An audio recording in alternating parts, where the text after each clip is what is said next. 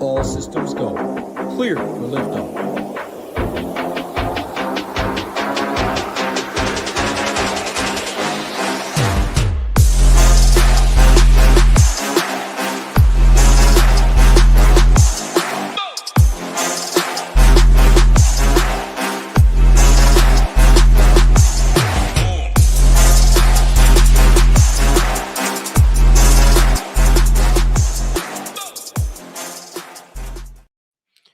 Good evening. Happy Thursday after round one of the Travelers Championship, another signature event. I think this is the last signature event of the season.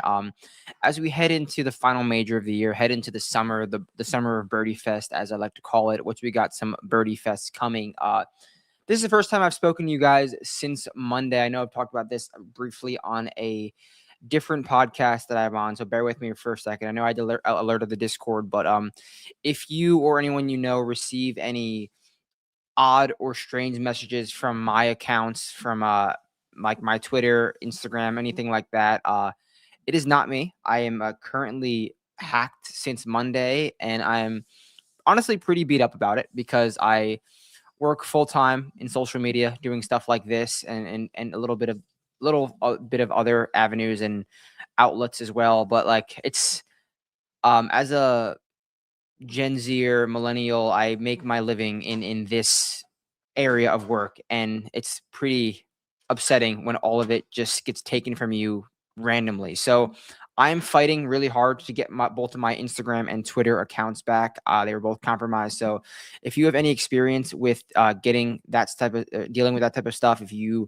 know anybody at Meta, know anybody at X, I would be greatly appreciative if you could help me anyway. But I've been finally making strides. I think I was able to contact Meta support through Facebook Premium, paid for that service, and I got like once you pay for it, you're able to talk with a live agent, but if you don't pay for it, you're like basically screwed. So I didn't have my Facebook and Instagram accounts connected, but I had a Facebook account and I verified myself there.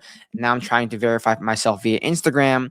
My latest update is that everyone who had access to the account, meaning the hackers, are all kicked off, and the account is currently in cooldown for a week. This is for Instagram.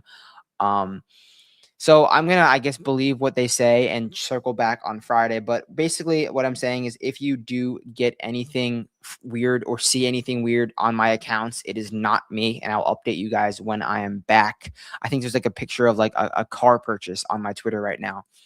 That'd be a weird post. I did not post that. None of that is me. I post about golf and the occasional music reply. So, yeah, please, if you have any information, or I would love to hear any sort of help. But let's talk golf. That's what we're here to do, is talk golf. We have Eric Cole, Nico Echeverria, Ben Griffin, Matty Fitz, Chris Wrighton, Bud Cauley, and Scottie Scheffler, all shooting rounds of 64 or better. I mean, it's kind of fun to see like 63s and 64s after we saw 69, 70s, 71s be premium rounds last week. But looking at how all of these guys did what they did, Eric Cole was approach and around the green. Nico Echeverria and Matt Fitzpatrick were approach and driving accuracy. Ben Griffin was pure putter. I expect some regression from Ben Griffin tomorrow. Looking at the profile, lost strokes both off the tee and on approach, and just made everything he looked at. I do not expect a 64 from him tomorrow or anything really good. Chris Wrighton was pure driver putter, including distance, just driving distance and putter. Excuse me. Driving distance and putting from Chris Wrighton, also not the greatest profile. And then Bud Cauley and Scottie Scheffler were kind of the typical TPC River Highlands profile, accuracy plus kind of all green, gaining strokes in all categories. Tomorrow, we will get to the profiles that we are looking for. For now, let's look at the wave split that we saw today. I expected a morning wave advantage today. Nothing too crazy was shown. Minus 2.1 in the morning, minus 1.9 in the afternoon. Not the craziest split in the world, but a split nonetheless. Looking at the weather for tomorrow, looks like we're going to have some rain, guys. Looks like from 6 a.m. to 1 p.m., we're going to have some rain. I do not see any electricity on this forecast, so we should be able to play some golf, but it looks like some rain and some wind. We do not have the strongest wind forecast in the world. But when you combine it with rain and you get random gusts, double the actual wind, this could cause for a fairly difficult day tomorrow. I mean, I don't think it's going to be an over par scoring average by any means, but tougher than we saw in round 1. So if today's round was a total of what, -2, -2.04 scoring average, I would expect -1.6 tomorrow. So you're still gonna be able to make your birdie, you're still gonna be able to score, but I just don't think it's gonna be as easy tomorrow. In terms of a wave split, I'm not really seeing much. Maybe in the PM once the rain goes down a little bit. So that'd be a real AM PM advantage in terms of today's tee times.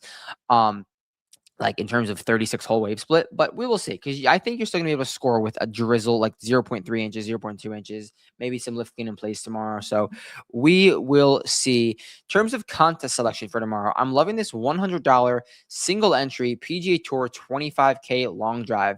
You want to enter $100, you can turn that into 5K. You finish 10th place, you're getting 10% of what first place gets. That's the structure we're looking at. 57 people are paid out, only 277 people can enter this contest. So that is roughly, hold on, do the math. 57 divided by 277 equals 20%. Not the greatest structure ever, but I like the payout structure. I like what you're getting in terms of entry to ROI if you finish inside the top 10. And I think you can beat 275 people. I mean, we enter contests with millions or hundreds of thousands of people and finish 500. So I think you guys can cash in this contest, whether it's a min cash, you're still doubling what you're paying. You can get in the top 20% of this 277 with our tools. And looking at our tools, we've got a ton of them. PGA Showdown content. We've got projections. We've got the Stone 2.0, and the new Slate station, which I'll tell you right now, my Slate plan is currently done. No, don't look. I don't want you guys to look yet. It is currently done though, and it will all be integrated with the projections, with everything else, with a ton of content. No, you guys cannot look. This is paid content. So you might have saw something. But if you want, stop. Jeez, I'm ruining it. I'm blowing it. I don't want you guys to see this secret content because it's secret. I kind of just gave it to you guys for free. So here we go. You're going to go right here, join the nation. You're going to use this code that's at the top of the screen. Boots get you free access. If you just want the golf, you go to single sport, PGA Plus Optimizer. Get it all for free. If you have not done it yet, you get a week trial. And if you want everything, all access to every single sport, we got MLB, we got PGA, no more NBA, but college football and NFL is just around the corner. I know NASCAR is also cooking. I don't know how you guys handicap NASCAR, but they do it at Chip It Nation, and they do it damn well. So that's what we were looking for in terms of the contest in terms of the content on the site. Use that code BOOTS. Now, this is what you guys came here for. Let's look at player stats, players that we could potentially be on, the one golfer that we are on for the day. So let me just update this, make sure this is all up to date. What I'm looking for round 2 is accuracy, approach, but I'm actually factoring in a little bit more around the green than I probably ever would at TPC River Highlands, because it's just going to be a smidge more difficult. So if you really blew it around the green today, you're not going to be in my player pool unless you're like an elite around the green player who I think you could bounce back. So let's look at some profiles. I love what I saw from Bud Cauley today. I already talked about him. He did it with the accuracy and he did it with the approach. So Bud Cauley, even though he wasn't accurate technically on this data golf page. Oh, I don't have my screen pulled up. He's not showing accuracy, but he was top 10 in the field in accuracy, and he gained strokes in all categories. That's exactly what I'm looking for. I don't mind this profile. Viktor Hovland. I mean, Viktor we're on him week long. He striped it, gained over 2 strokes on approach, another half stroke off the tee, plus 0.3 on the greens. And the short game, I mean, we know Viktor Hovland is not a great short game player. If he's losing -2 strokes per round short game, that's pretty solid. If he keeps his profile up, 8 strokes on approach, another 2 off the tee, get this putter to +3 for the week, that could be a winning profile. So I love what we're seeing from Viktor in round 1. That's foreshadowing some really, really nice things. Corey Connors, about even off the tee, gaining another stroke and a half on approach, 1.8 around the greens. That's really nice for Corey Connors. And him losing only 0.3 strokes on the putting greens, that's beautiful stuff from Corey Connors. That is what we want to see from Corey Connors, just like Viktor Hovland. We know Viktor Hovland is not the best short gamer. We know Corey Connors is not the best putter. They're not going to gain 4 strokes putting around. But if they're around 0 in their weakest categories and still playing nice, that is really, really solid stuff. Sam Burns tomorrow today gained almost 2 strokes ball striking, another almost 0.75 strokes around the greens, and lost minus 0.6 on the putting greens. We know Sam Burns is a great putter. He's tee to greening it tremendously. So this is a beautiful profile that I love from Sam Burns right here in the 9K range. Exact same vibe from Maverick McNealy. Tee to green, tremendous. That's what 1.2 is that 2? Is that tee to green right there? 2.06 strokes tee to green. Combine that with a minus 1.1 stroke on the putting green. Maverick McNealy is a great putter. I love that so much. Xander Schauffele was about even across the board. He's just an overall good player. He's not doing anything poorly, anything solidly. One of these categories is going to pop for Xander Schauffele. So I don't mind him being a buy at the top tomorrow because just like he's doing everything okay, he's too good to not pop in one category. Let's talk about Tommy Fleetwood. Same thing as Sam Burns, same thing as Maverick McNealy. I love the profile. 1.9 strokes tee to green, and he's just putting poorly. Tommy's a great putter. I don't mind it. He's put well here before. If he can bounce back in the putting greens, I'm definitely down. After we'll check back in tomorrow, but I like that profile.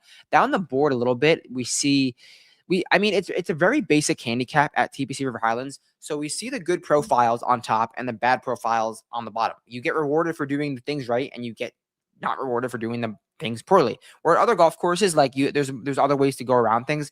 River Highlands, it's like accuracy, approach, make some putts. And down at the bottom, I really don't love these profiles at all. I don't mind Daniel Berger, though, because the short game is there. The short game has not been there for Daniel Berger, and we're seeing it there. And the ball striking was around 0. It's not the worst ball striking in the world. He's been hitting it really, really well. So I don't mind Daniel Berger at the bottom. And the putter is just lacking. I doubt he loses 2.5 strokes putting. I'm happy he gained strokes in the short game. And the ball striking has been so good for Daniel Berger. So I can see that coming back. Probably one of the only guys I'd go down towards like the even par scoring. But let's talk about the one golfer that I'm on for tomorrow. The one golfer that I am on, you could have seen his name, and it's semi-rare because we don't always go to the top, and we're going to the top. We're playing Scottie Scheffler tomorrow. Scottie Scheffler at 13.4, is that his price? 13.1? What is his price now? 13.4 tomorrow. We are playing him, and looking at Scottie Scheffler's profile for round 1, it's pretty damn good. I mean, he almost shot the round of the day, and what did he do wrong? Nothing. Gained 3 strokes tee to green, another full stroke on the putting greens. Why can't he do this tomorrow? This is a perfect Scottie Scheffler golf course. I'm not going to try to fight it. When Scottie Scheffler's going, he's going. So I like that. We got a question on Fleetwood. We talked about him, Siwoo and Minwoo. So Siwoo, we're on him week long. I don't mind this. But the thing with Siwoo is once he gets going in one bad direction, he keeps going in that bad direction. So I hope he turns his putter, but the putter has been kind of rough from him. Like, look, if you look at Siwoo's putter from last week, it was really bad. Once he gets going in a certain direction, for better or for worse, he tends to continue that direction. So I don't necessarily love Siwoo.